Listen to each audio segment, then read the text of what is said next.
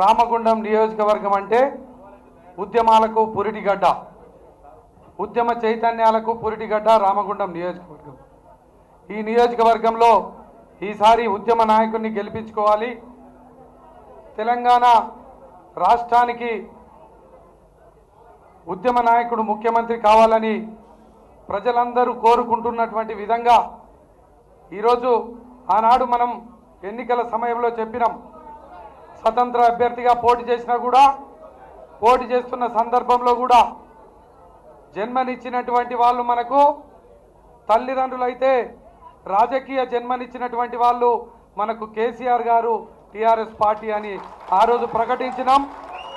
ఈరోజు కూడా రామగుండం నియోజకవర్గంలో ఉన్నటువంటి ప్రజలందరూ కూడా కేసీఆర్ గారి పాలన వైపు, అదేవిధంగా సంక్షేమ అభివృద్ధిని, అదేవిధంగా టీఆర్ఎస్ పార్టీ వర్కింగ్ ప్రెసిడెంట్గా కేటీ రామన్న నాయకత్వంలో మనం అందరం కూడా చేరదామని ఇలా నిర్ణయం తీసుకొని ఇక్కడికి వచ్చినటువంటి ఈ శుభ సందర్భంగా రాబోయేటువంటి ఏ ఎన్నికలు వచ్చినా, ఏ సందర్భం వచ్చినా రామగుండంలో ఇల్లు ప్రతి ఒక్క డివిజన్లో, ప్రతి ఒక్క గ్రామంలో గులాబీ జెండాను ఎగురవేయడం కోసం మీరందరూ కూడా ఎట్లాగైతే ఉద్యమాలలో పనిచేసినారో, ఉద్యమ కార్యాచరణలో పనిచేసినారో, అదేవిధంగా ఈ యొక్క సంక్షేమ అభివృద్ధి పథకాలను గ్రామ గ్రామానికి తీసుకుపోవడం కోసం ఇవాళ మీరంతా కూడా ముందుకు కదలాలని ఈ యొక్క సందర్భంగా తెలియజేస్తూ, 2014లో ఇండిపెండెంట్గా పోటీ చేసిన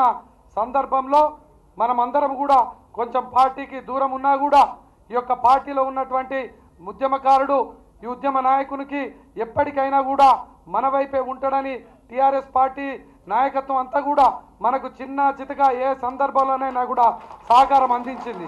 ఆ సహకారంతోనే ఏ పార్టీలు మనల్ని పిలిచినా, ఏ పార్టీ కండువ కప్పుకోవాలన్నా కూడా మనం కప్పుకోలే. ఎందుకు అనంటే మనము మన మాతృ సంస్థ టీఆర్ఎస్ పార్టీ, టీఆర్ఎస్ పార్టీలోనే బతుకుతాం, టీఆర్ఎస్ పార్టీలోనే ఉంటామని చెప్పినాం. ఒకనాడు ఒకరు ప్రశ్నిస్తే మేము చనిపోయిన తర్వాత కూడా మా గులాబీ జెండాను మీద కప్పాలని చెప్పినటువంటి ఉద్యమ నాయకులు మనమంతా. అటువంటి ఇలా మనల్ని గౌరవించి మళ్ళీ మనల్ని పార్టీలోకి ఆహ్వానించి మనలకు సముచిత స్థానాన్ని ఇచ్చినందుకు రామన్నకు హృదయపూర్వకంగా ధన్యవాదాలు తెలియజేస్తూ అన్నను మాట్లాడాలని కోరుతున్నాను.